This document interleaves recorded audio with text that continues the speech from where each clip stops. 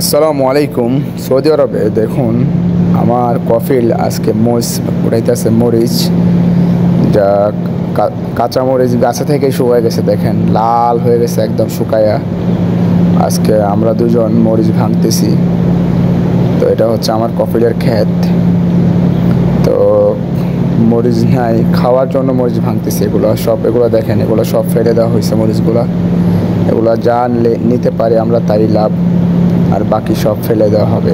ছাগলকে দিয়ে খাওয়াই দেবো সব। তো দেখেন, আমরা বাংলাদেশে মানুষ মরিচ খাইতে পায় না, আর এখানে দেখেন কি একটা অবস্থা।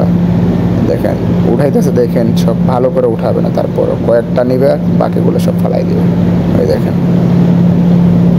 দেখেন আল্লাহর দুনিয়ায় সব নিয়ামত, মাশাল্লাহ। সেই নিয়ামতগুলো হচ্ছে সৌদি আরবে।